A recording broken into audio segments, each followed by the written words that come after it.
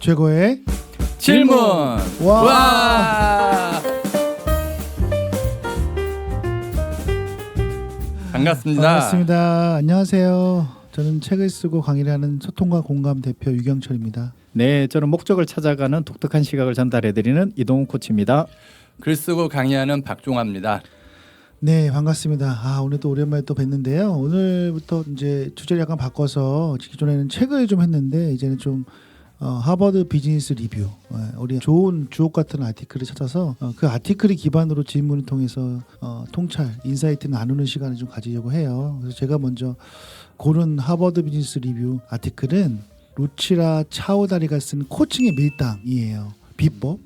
그래서 이거 한글로 되어 있는데 실제로 이제 이 하버드 비즈니스 리뷰는 전 세계에서 가장 유명한 경영 매거진이잖아요. 그래서 좀 리더십과 관련된 아티클을 찾다가 이 아티클이 굉장히 재미가 있더라고요.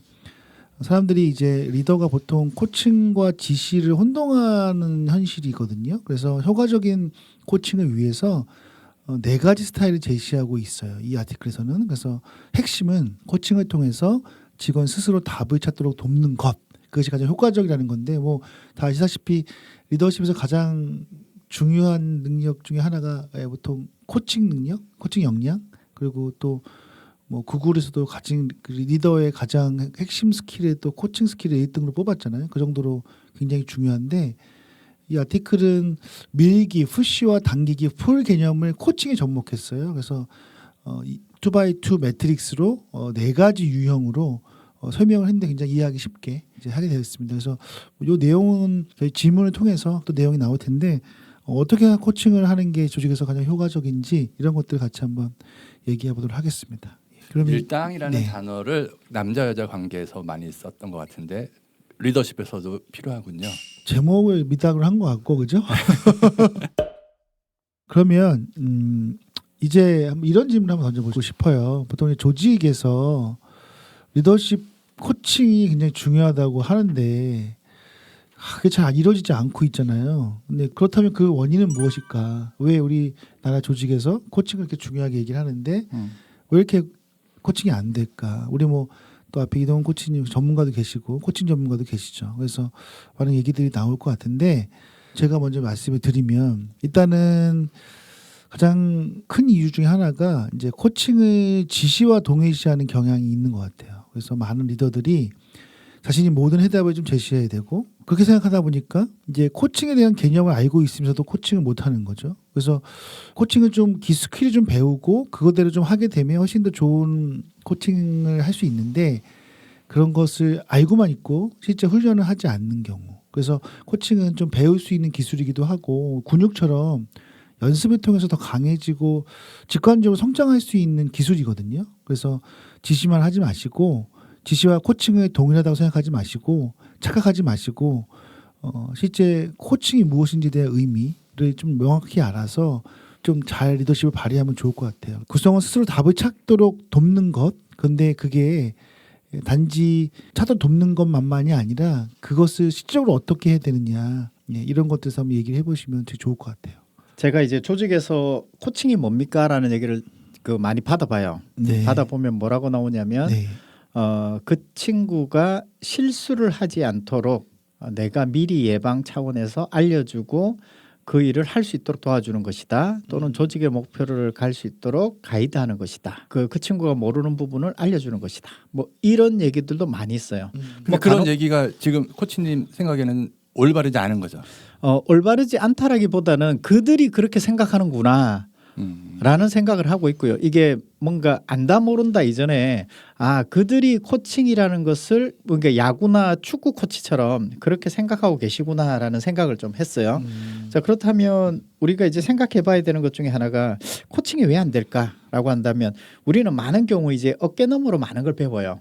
특히 이제 어떤 걸 보냐면 팀장의 역할 또는 뭐 어떤 사람의 역할, 임원이 됐으면 임원의 역할 이런 부분들은 규정화돼 있거나 이렇게 우리 조직에서 규범화돼 있는 그런 것이 따로 없어요. 그러다 보니까 이제 각자가 가지고 있는 어떤 어깨너머로 봤던 내용들 우리 또 대표적으로 뭐냐면 아빠의 역할 또는 엄마의 역할 이런 부분도 보면은 어깨너머에서 봤잖아요.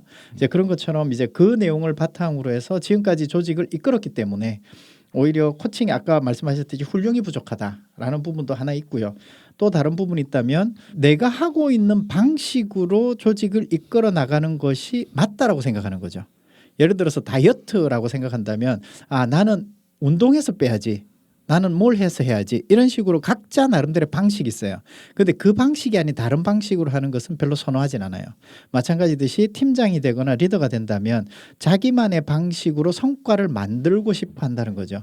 그런데 그 방식으로 하기 위해서 진행하다 보면 코칭은 약간 상반되는 부분들이 있어요. 뭔가 기다려줘야 되고 그가 이야기할 수 있도록 도와줘야 되고 그가 생각할 수 있도록 뭔가 해야 되고 이런 관점에서 본다면 많은 리더들이 못하고 있는 것 중에 하나가 언제 코칭이 필요하고 언제 티칭이 필요한지를 구분을 잘 못하는 것 같아요. 그래서 우선은 이거부터 구분이 필요한데 자 그러면 코칭이 필요할 때와 티칭이 필요할 때는 뭐가 되느냐. 티칭이 필요할 때는 이겁니다. 그 친구 몰라요. 알려주면 잘할 수 있겠다. 그렇게 싶으면 티칭을 해야 됩니다. 그 친구가 뭔가 기획서를 작성을 못한다든지 내가 임원으로서 밑에 팀장을 보니까 팀을 이 친구가 잘 이끌어 나가는 방법을 잘 모르는구나. 그럼 팀을 어떻게 이끌어 나가야 되는지 알려줘야 되겠다. 이럴 때는 티칭이 유용합니다. 자 그러면 코칭이 언제 유용하냐면 코칭은 알고 있어도 잘 안 되는 것. 예를 들어서 자신감, 동기부여, 열정 뭐 이런 것은 몰라서 못하는 게 아니라 알아도 잘 안 되는 영역이라는 거죠. 그래서 리더 입장에서 내가 이야기를 하다가 이 친구와 원온원이나 이렇게 대화를 진행하다가 내가 속에서 좀 의지를 내봐. 좀 성실히 좀 해봐. 뭐 이런 얘기들이 혹시 내 속에서 쑥 올라오려고 한다면 이 순간이 코칭의 순간이구나를 파악하는 것, 판단하는 것이 필요하고요. 그 순간에는 오히려 이제 내가 그 전에 티칭의 모드였다면 코칭의 모드로 이제는 그 친구가 이야기할 수 있도록 그가 좀 답을 스스로 좀 발견할 수 있도록 도와줘야 되겠구나. 이렇게 모드 변환이 돼야 되는데 모드 변환이 잘 안 되기 때문에 아마 코칭이 잘 이루어지지 않지 않나 그런 생각이 듭니다. 그렇죠. 어떠세요? 우리 박사님은 어떻게 생각하세요? 가장 기본적으로 우리가 어떤 조직을 생각을 할 때 이 조직에 대해서 어떠한 개념을 갖고 있느냐가 좀 필요한 것 같아요. 그러니까 예전에 인상 깊게 읽었던 게 뭐였냐면은 경영이라는 걸 한 번도 해본 적이 없는 사람들이 갑자기 모여서 회사를 만들고 뭔가 경영을 하는 필요가 생겼다는 거예요. 뭐 미국 같이 자본주의 역사가 많아져봤자 1800년대 후반일 거고 우리나라 아무리 일찍 잡아봤자 1920년대인데 일반적인 회사들은 1960년대 넘어가면서 처음 모여서 일을 하는 회사의 형태를 갖췄는데 그때 사람들이 이 조직을 어떻게 생각해야 될까 생각했을 때 가장 아이디어가 없으면 보이는 데서 아이디어를 가져오잖아요. 군대에서 아이디어를 가져온 거죠. 그래서 내가 그 얘기가 또 이해가 되는 게 우리가 학교 같은 것도 없는 조직의 학교를 만들었었는데 학교에서 중학교 때 고등학교 때 체력 경례 했던 거 기억나세요? 맞죠. 다 하셨어요? 지금도 하나요 애들이? 지금 안 할 것 같은데요? 확인해봐야 되는데 우리 어렸을 때 체력 경례하면서 그 수업을 시작했는데 그게 군대에서 뭔가 아이디어를 가져와서 그렇게 통솔하고 뭔가 운영을 해야지만 잘 운영된다 이렇게 생각을 했던 사람들의 생각인 것 같아요. 그렇게 생각해 보니까 지금도 어떤 아저씨들은 뭔가 자기가 아는 조직과 우리가 지금 형성한 우리 회사나 우리 뭐 부서나 이 조직하고 연결시켜서 생각을 하는데 군대랑 연결시키는 사람도 있고 어떻게 보면 요즘에는 스포츠 팀하고도 제일 많이 연결해서 생각을 할 것 같아요. 그런 과정 속에서 뭔가 내가 해야 되는 역할이 있다 그러면 이 역할을 어떻게 해야 되지라고 생각하다가 보면은 코칭을 아까 전에 말씀하신 것처럼 티칭처럼 하기도 하고 지시처럼 하기도 하는데 고민은 개인적으로 좋은 방법을 찾아보는 게 필요하지 않을까라는 생각이 듭니다. 네. 그리고 저는 뭐 그거 플러스 다 해서 또 시간적으로 심리적으로 여유가 부족하기도 한 것 같아요. 왜냐하면 이제 보통 성과가 굉장히 중요하니까 그 성과 달성에 쫓겨서 구성원들하고 대화를 좀 많이 나누고 성장을 돕는데 충분한 시간을 할애해야 되는데 뭐 너무 성과에 집착하다 보니까 이제 그런 거 있고 못하는 거죠. 그런 것도 있고 코칭 자체가 좀 비지시적이고 자기 주도적인 행동을 통해서 다른 사람의 성과와 잠재력을 극대화하는 과정이잖아요. 그러면 상당한 시간과 에너지가 요구됩니다. 그래서 이것에 대해서 좀 마음의 문을 열고 훨씬 더 시간을 할애하고 그래서 우리 원어원이라고 하잖아요. 그래서 이때의 대화도 좀 많이 하시고 좀 장기적인 관점에서 구성원의 역량을 좀 강화할 수 있는 그러한 것들을 집중하는 것이 굉장히 중요하지 않을까. 일반적으로 코칭의 가장 중요한 단어를 하나 뽑는다면 어떤 걸 뽑아요? 단어? 네. 저는 요즘에는 그냥 원어원 같아요. 그러니까 코칭 1대1 대화. 대화. 그쵸. 코칭, 대화. 그렇죠. 코치님 인사이트를 주시죠. 인사이트를 줘야 되는군요. 저는 이제 발견이라고 얘기하는 이유는 뭐냐면 우리가 해답을 찾는 것이 아니라 새로운 것을 발견한다라는 의미에서 그러니까 내가 발견해서 주는 게 아니라 상대방이 발견할 수 있게 이끌어준다. 상대방이 발견할 수 있도록 함께 대화를 나눈다. 대화를 나눈다. 네. 이것 뭐 대화를 나누는 거네요. 예. 그럼 그때 예전에는 질문이 중요하다 그러지 않았어요? 질문보다 경청이 더 중요하다고 하죠. 아, 그래요? 들어야 질문을 할 수 있는데 질문만 냅다 해버리면 경청이 안 된 상황에서 이 무슨 질문이 이래 이렇게 얘기할 수 있다는 거죠. 그래서 이렇게 보면 좋을 것 같아요. 프라블럼이라는 단어가 있잖아요. 네. 프로는 앞으로고 블럼은 던지다라는 뜻이었잖아요. 네, 프로는 그래서 문제란 뭐냐? 역시 배운 사람이야. 네, 문제란 앞으로 던지는 것이다. 그래서 앞으로 던져야 되는데 우리가 원어원을 하도 마찬가지듯이 면담을 할 때도 마찬가지듯이 그 친구가 가지고 있는 고민을 앞으로 던질 수 있도록 해줘야 되는데 던지지 못하고 속으로 가지고 있는 경우가 있어요. 뭔가 고민을 드러내야 되는데 드러내지 못하면 문제가 해결이 안 되는 거죠. 그래서 문제는 드러내야 된다. 그럼 드러내기 위해서 우리가 해야 될 게 뭐냐? 세 가지가 필요해요. 물리적인 환경, 심리적인 환경, 그리고 관계적인 환경. 그런 관점에서 우리가 세 가지 환경을 돌아보고 그것을 좀 더 그가 잘 드러낼 수 있도록 어떻게 보면 코칭에서 가장 중요한 것이 뭡니까 했을 때 뭐 질문이다 경청이다 이전에 관계가 아닐까 그래야지 잘 드러낼 수 있으니까. 뭐 질문을 미리 알고 준비해 온 거예요. 준비해서 하는 거 아니에요? 아. 네, 두 번째 질문은 우리가 보통 조직에서 팀원 스스로 이제 답을 찾도록 돕는 것이 가장 효과적인 코칭이라고 하잖아요. 그런데 왜 리더들은 쉽게 답을 알려주는 유혹에 빠지는지 사실은 다 알고 있잖아요. 알고 있는데 안 되잖아요. 근데 그게 저는 가장 큰 이유가 이제 리더들의 효율성과 책임감 때문인 것 같아요. 왜냐하면 결국은 뭐 리더의 가장 큰 어떤 목표는 성과 달성인데 거기에 대한 책임을 지고 있잖아요. 그러다 보니까 뭔가 그 직원들이 코칭하면서 답을 기다리는 것은 비효율적으로 느낄 수 있다는 리더들이 많습니다.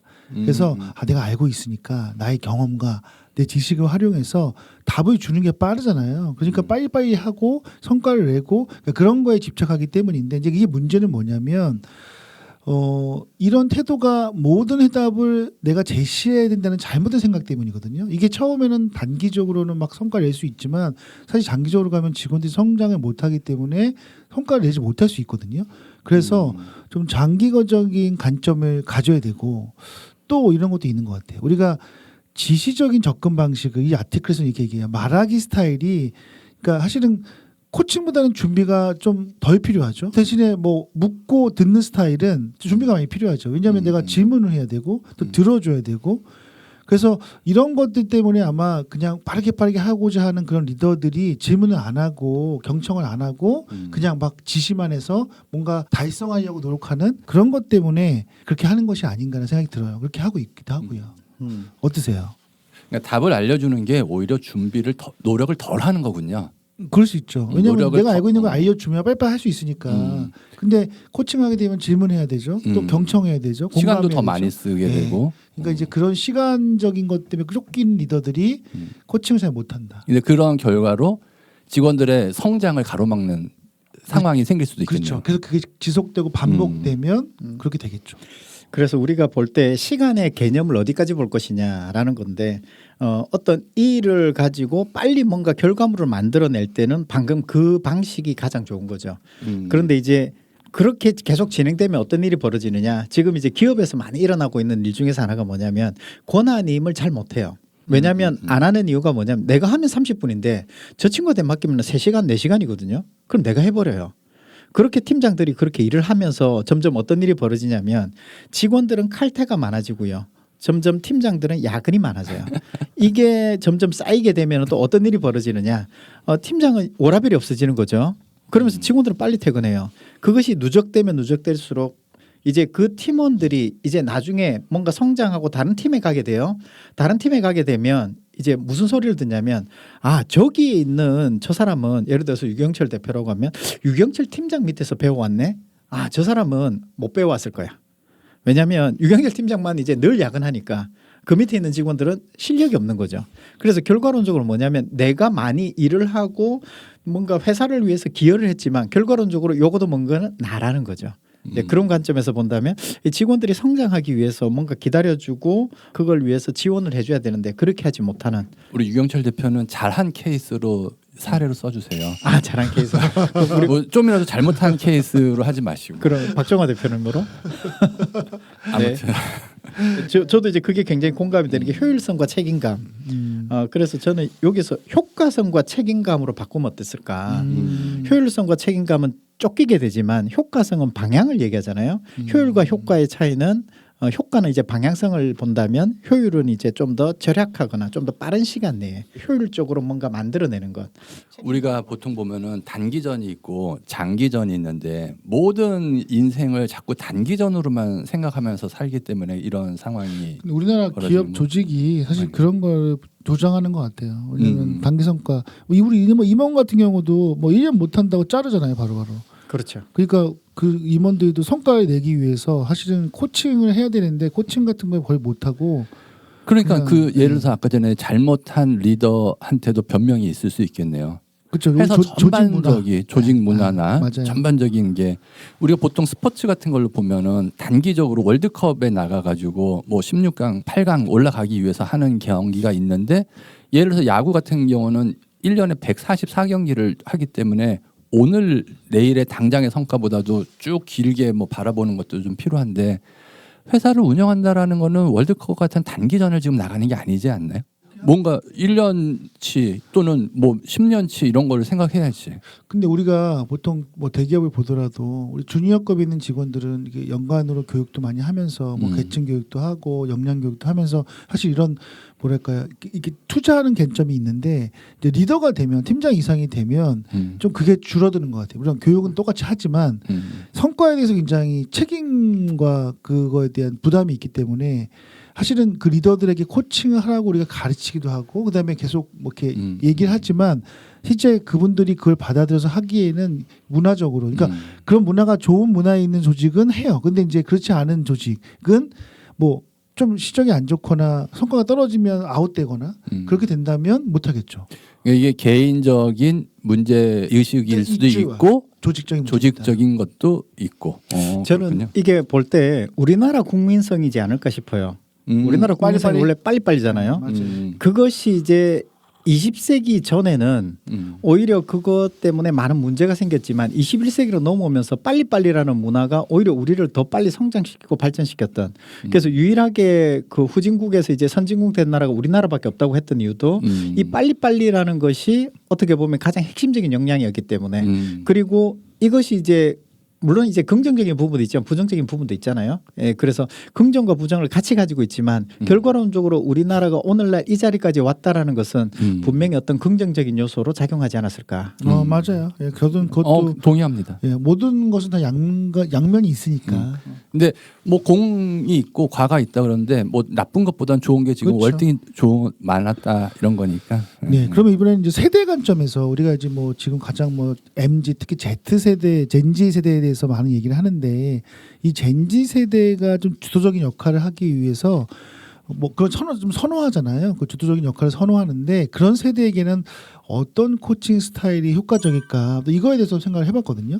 그러니까 이제 우리가 Z 세대의 특징들이 굉장히 개인주의, 이기주의 이런 얘기를 하는데 그건 맞기도 해요. 그런데 그들은 그게 이제 당연하다고 생각하는 것도 있고. 또 그들이 가장 중요한 키워드는 성장과 주도성인데 이 주도성을 내가 해내지 못하면 뭔가 뒤처진다는 생각을 하거든요. 그래서 이런 세대들한테는 좀 지시보다는 수평적인 소통을 좀 선호합니다. 그래서 이제 그런 세대들 어떻게 해야 되느냐, 어떻게 코칭을 해야 되느냐. 우리 이제 이 아티클에 나와 있는 걸 보면 묻고 듣기 스타일 그리고 협력하기 스타일에 적극 활용하는 게 좋을 것 같아요. 왜냐하면 이제 이 Z 세대가 자율성과 의미 있는 참여를 보장하기 때문인데 먼저 묻고 듣기 스타일은 어떤 거냐. 이제 일방적으로 답을 제시하는 게 아니라 설득력 있게 개방적인 질문을 해서 그들이 스스로 얘기할 수 있도록 예를 들어서 뭐 이런 질문이에요. 이 과제에 접근하는 가장 좋은 방법은 무엇이라고 생각해요? 이렇게 묻는다든가 그러면 직원들이 그 Z세대들은 그걸 듣고 자기 생각을 얘기할 거잖아요. 스스로 문제를 정의하고 해결책을 찾아가도록 유도하는 거죠. 그래서 그들이 갖고 있는 비판적 사고, 문제 해결 능력을 사실은 이런 질문들이 키워줄 수 있는 것 같아요. 그래서 내가 스스로 얘기했다는 것은 내 스스로 결정하고 책임질 수 있다는 거니까 자기 주도적인 행동이 더 강화되는 거죠. 그래서 이런 것들이 굉장히 좋은 코칭 방법일 수 있고 또 하나는 이제 협력하기 스타일인데 이 협력하기는 리더와 함께 성장하는 느낌을 받을 수 있는 거잖아요. 그래서 당기기도 하고 밀기도 둘 다 강한 거니까 우리가 코칭으로 얘기하자면 스위스팟 보통 이제 골프 치게 되면 여기 탁 공 맞았을 때 제일 많이 나가는 그 스위스팟에 해당되는데 뭐 개방형 질문 당연히 해야 되면서 리더가 풍부한 경험으로 조언도 해주고 그러니까 질문도 하면서 또 거기에서 부족한 것들은 내가 조언도 해주고 이것들을 같이 쓰는 방법인 거죠. 이런 것들을 같이 하게 되면 훨씬 더 효과적으로 코칭을 할 수 있다. 뭐 아티클 내용을 좀 기반으로 얘기했습니다. 네. 그 보통 이렇게 얘기하면 많은 그 리더들이 뭐라고 얘기하냐면 이제 질문을 해야 된다라고 얘기하고 코칭 교육도 받았어요. 그래서 질문했대요. 모르겠는데요. 답을 주시겠어요? 그냥 답을 주세요. 이렇게 얘기한대요. 그럼 어떻게 해요? 답은 챗GPT에 있으니까 일단 먼저 얘기해. 아니 그럼 시켜주세요. 그냥 얘기하세요. 그냥 뭐 하라고 나한테 자꾸 생각해라고 하지 말고 이게 이제 주로 얘기거든요. 그러면 이제 우리가 생각해야 되는 것 중에 하나가 자 우선은 그 친구가 왜 얘기를 하지 않을까. 그렇지. 그런 대답을 한 거는 그 친구만의 문제가 아니라 그 팀장이 평소에 그런 답을 할 수밖에 없게 상황을 만드는 것도 있겠지. 그러니까 어떻게 보면 스타일. 예, 아까 G세대라고 얘기했을 때 Z세대 예, 그들에게 중요한 게 뭘까 그렇게 생각했을 때 그들은 각자가 가지고 있는 이력서가 있잖아요. 기력서의 한 줄을 무엇을 넣어야 될 것인가 그 관점을 늘 생각해 주는 게 좀 필요할 것 같아요. 그래서 나의 이력서에 무엇을 넣어서 내가 이제 그걸 통해서 성장하고 발전하고 나의 어떤 몸값이 올라가는 쪽으로 만약에 네가 이 이력서를 가지고 어딘가에 제안을 했을 때 또는 거기에 들어가려고 했을 때 그 이력서의 부분에 대해서 너가 하나하나씩 쌓아 나가야 된다는 그 관점을 가지고 아마 그런 마음으로서 질문을 하고 코칭을 했다면 어땠을까라는 첫 번째 들었고요. 그 MZ 세대한테 그렇죠. 뭔가 기브앤테이크해서 일단 뭔가를 주는 거네요. 준다기보다는 그들이 그 일을 그들이 필요한 그렇죠. 거를 일단 내가 뭔가 하나를 주는 것 같은데. 근데 네. 근데 저는 지금 이 얘기에서 거기에서 가장 문제는 아까 그런 직원 있잖아요. 문제는 리더에 대한 신뢰가 없는 거 아닐까요? 신뢰가 없을 수도 네, 있어요. 왜냐하면은 그냥 어차피 내가 맞아. 이분은 이렇게 스킬적으로 나한테 얘기하는 거고 결과적으로는 자기 말 답정론데 맞아. 나한테 이렇게 질문하고 내가 얘기해봤자 아무것도 해줄 것도 아니고 본인의 생각대로 할 건데 또 질문하는 거지 이렇게 생각할 수도 있으니까. 그러니까 답정너인 사람한테의 대답이네 효과적이. 그렇죠. 그럼 우리가 이렇게 한번 생각해 볼 수 있어요. 팀장이 처음으로 딱 됐어요. 어떻게 보면은 같은 팀에서 올라가서 팀장이 되기도 하거든요. 그전에 같이 실무자였어요. 근데 갑자기 팀장이 됐대. 딱 되어서 이제 팀장 뭐 해야 되지? 해서 팀장 교육을 받아 보니까 코칭을 하라고 해. 그래 이렇게 하면 되겠구나 하고 딱 봤어. 그래서 코칭을 했는데 애들이 아니 예전에 옆에서 같이 일하던 사람이 갑자기 팀장이 되어서 나한테 질문하네.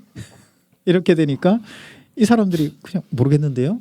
왜냐하면 앞에 있는 팀장도 그렇고 이게 전반적인 어떤 문화라고 해야 되나요?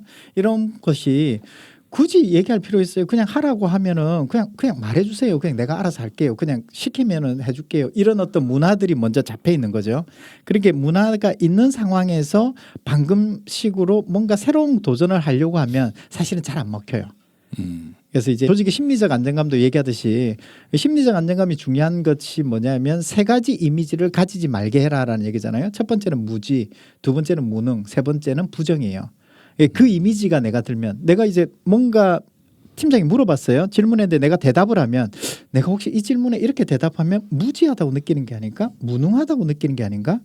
그리고 또 팀장의 얘기에 또 반론을 해요. 그러면 야 내가 부정적인 이미지로 저 사람한테 보이는 게 아닌가? 요 세 가지 이미지가 될 때 내가 얘기하지 않게 되고 심리적 안정감이 떨어진다고 해요. 그래서 그런 관점에서 우리 팀의 문화가 어떤지를 보고 접근하는 것, 그것이 이제 먼저 선행이 되어야 방금 말씀하셨던 그런 토양이 되어야 코칭이라는 씨앗을 뿌릴 수 있지 않을까, 저는 그렇게 생각합니다. 코치님 책에 나온 내용이에요? 뭐 왜 이렇게 뭐 챗GPT처럼 정리를 잘해가지고 말을 잘하지? 제 전공 분야잖아요. 아 그렇구나. 그렇죠. 그러면은 어때요? 우리 저는 Z 세대들하고는 어떻게 하면 될것 일반적으로 그 제가 굉장히 가장 좋아하는 방법은 일단은 내 나름대로의 방법을 다 제시해줘요. 이렇게 해야 돼, 저렇게 해야 돼. 그리고 최종적인 선택이나 뭔가 방법의 결정에 대해서는 절대로 터치하지 않는다. 이게 좀 저 나름대로의 좋은 방법이에요. 왜 그러냐면은 내가 뭘 어떻게 해야 될지 모르는데 리더가 이렇게 저렇게 하고 얘기하라는 지시를 딱 들으면 아이디어가 생기는 거거든요. 어떤 일에 대해서. 그러니까 좀 더 마음 편하게 생기겠죠. 그래서 내 나름대로 특별한 아이디어가 없으면 그냥 리더가 시키는 대로 하면 돼.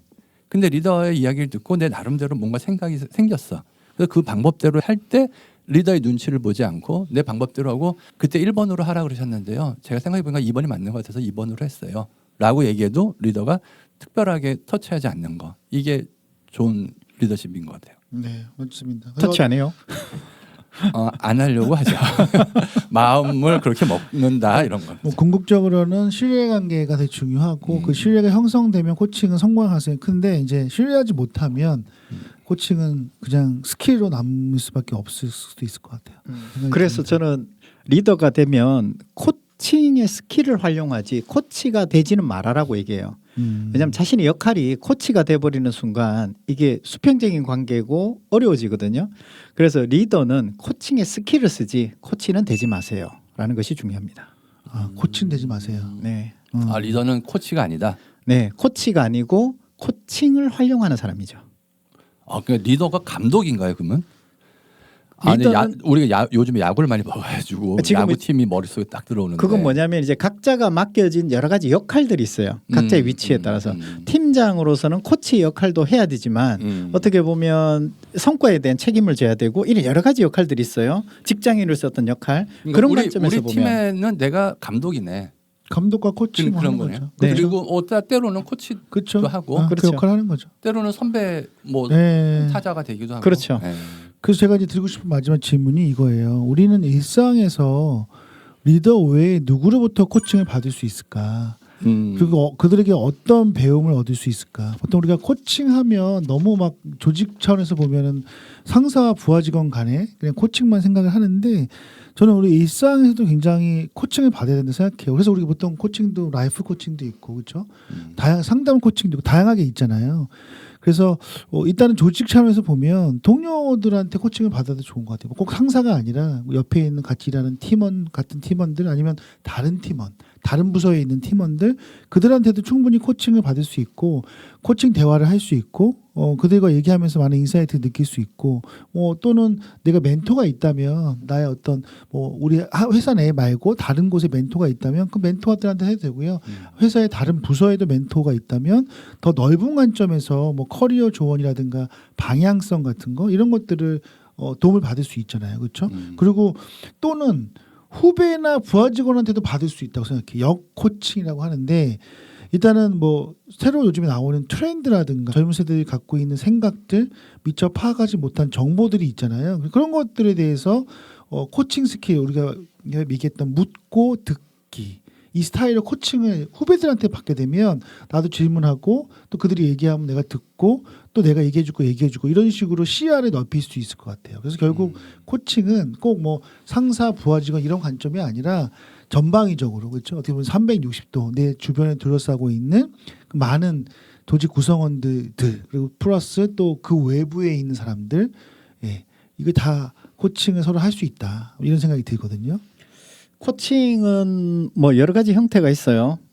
그 중에서 저는 이제 셀프 코칭, 스스로의 코칭을 하는 부분도 한번 생각해 볼 수 있을 것 같아요. 셀프 코칭 좋네요. 그 셀프 코칭을 했던 제가 아는 코치님의 사례인데 이분 같은 경우는 지금 한 10년 전이었나? 그때 이제 에베레스트 산에 이렇게 그 어떤 뭐 꼭대기까지는 아니고요. 어떤 맥캠프까지겠죠.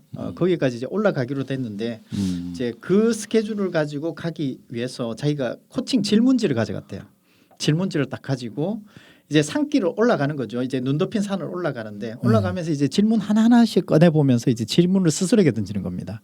나는 왜 태어났을까? 그 질문 하나를 가지고 2-3시간을 걸어가는 거죠. 혼자 하는 거예요? 그게 코칭이에요, 근데? 그건 그냥 성찰 아니에요? 그래서 그 질문을 품고 가는 거죠. 그게 셀프 코칭입니다. 질문을 품고 성찰하는 거죠. 그러니까 질문을 품고 간다는 것이 가장 중요한 거고요. 그래서 저도 이제 이번에 연휴에 질문 하나씩 제가 이제 함께 이제 같이 운영하는 이제 KPC 반이 있어요. 네. 거기서 이제 제가 과제를 내드렸는데 뭐냐면 질문 하나씩 품고 한번 이 연휴 때 한번 보내봅시다. 이렇게 해서 저도 이제 질문 하나 품고 이제 연휴 때 한번 살아보려고. 질문이 뭐예요? 그 질문은 아직 못 찾았어요.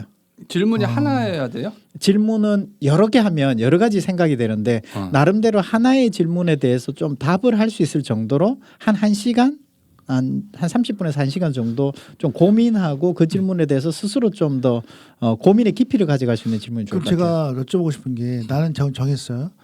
행복이란 무엇인가? 나에게 행복이란 무엇인가? 이게 질문이에요. 그럼 이걸 어떻게 셀프 코칭 해야 돼요? 방법 좀 알려주세요. 그러니까 나에게 대한 행복이란 무엇인가 하면 행복이 뭐지?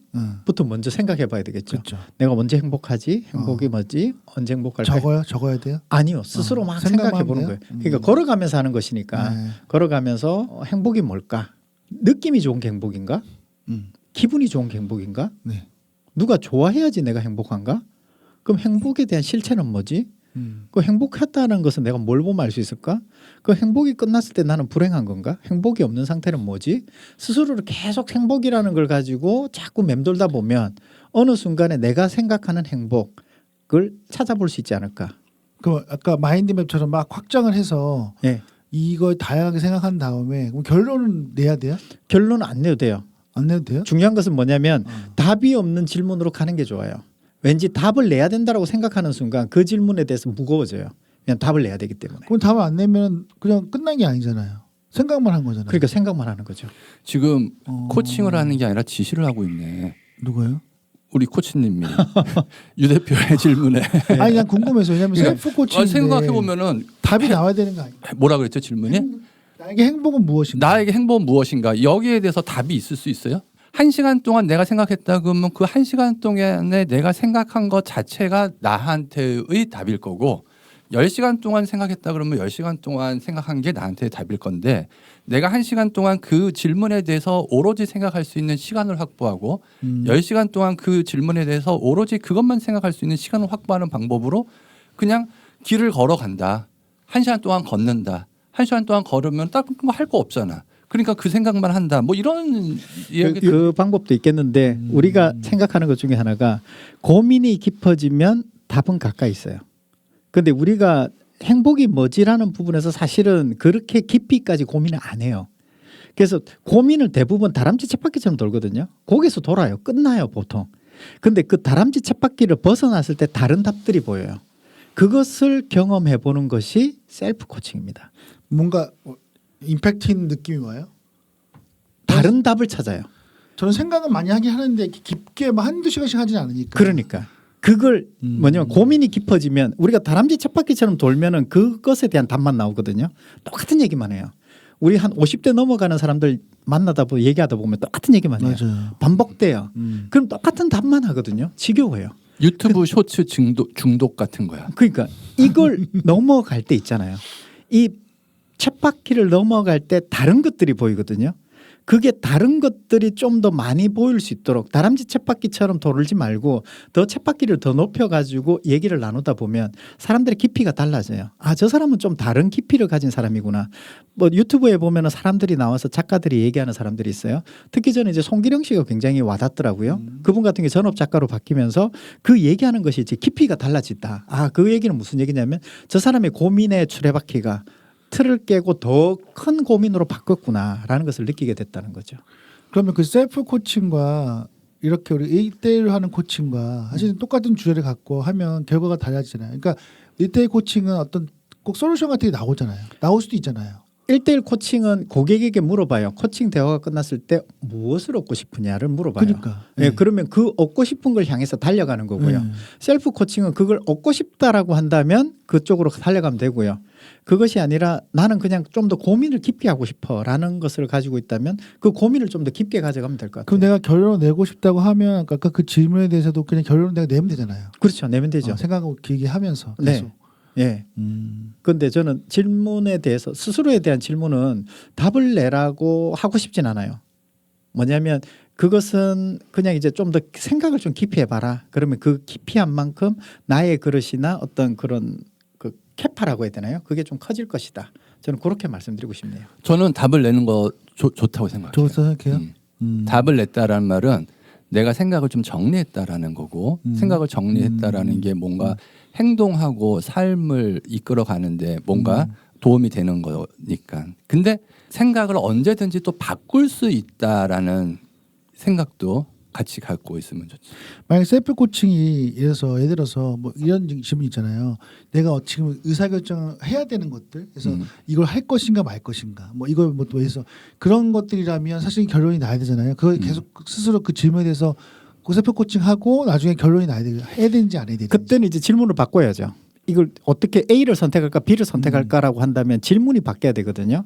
내가 A와 B를 선택해야 되는 나의 기준이 뭘까? 그래서 질문을 바꾸지 않으면 A를 선택할까 B를 선택할까라는 부분에서 계속 고민해요.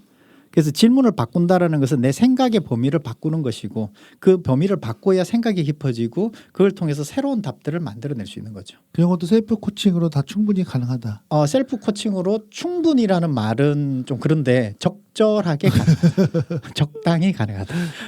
왜냐하면 혼자 그러니까 셀프 코칭 저는 생소한 게 혼자 생각하는 건 한계가 있다고 생각을 하거든요. 왜냐하면 내가 아무리 결국 나는 내 생각과 내 가치관과 내 신념이 이미 몸에 있기 때문에 내가 생각을 아무리 많이 해도 그 주제에 대해서는 약간의 내가 정해진 틀이 있잖아요. 그런데 이제 우리가 보통 코칭을 하게 되면 질문이 들어오기 때문에 그 질문은 내가 생각도 못한 정말 좋은 질문도 있고 내가 전혀 혼자 생각할 때는 생각해보지 않은 영역도 있잖아요. 그러니까 그런 면에서 그런 게 굉장히 파워풀한 것 같아요. 굉장히 중요한 얘기했어요. 나의 생각의 벽을 만나야 돼요. 벽을 만난다? 셀프 코칭할 때? 네. 그러면 스스로 넓어질 수 있고요. 그게 다른 사람을 통해서도 넓어질 수 있어요. 중요한 것은 그걸 통해서 내 벽을 알아야 돼요. 그래야지 그걸 넘어갈 수 있거든요. 근데 많은 경우는 그 안에서 맴돌죠. 벽을 어떻게 자신의 벽을 느낀다. 굉장히 예를 들어서 이거예요. 어려운 아주 쉬운 사례로 어떤 사람에게 물어봤는데 다이어트 어떻게 할 거예요? 다이어트 언제부터 할 거예요? 언제까지 할 거예요? 이 질문에 자기가 그전까지는 다이어트 해야 된다는 생각했지 언제까지 해야 된다는 생각을 못했다. 이런 것처럼 이제 자신의 생각은 그 안에 갇혀 있었던 거죠. 다이어트 해야지 뭔가 해야지 했지만 언제까지 하지? 이건 또 새로운 이제 자신만의 벽인 거죠. 그런 것처럼 자신의 벽은 어떤 새로운 질문 아니면 새로운 생각들을 통해서 내가 어딘가 자꾸 맴돌고 있네? 그렇다면 내가 지금 벽을 가지고 있구나 생각하시면 될 것 같습니다. 알겠습니다. 우리 지금 얘기하다 보니까 시간이 너무 많이 지나가지고 우리 이 주제는 여기까지 하는 걸로 하겠습니다. 하여튼 코칭에 대해서 좀 재미있는 이야기 나눠봤고요. 오늘 여기서 마치도록 하겠습니다. 네. 최고의 질문. 와. 감사합니다. 수고하셨습니다.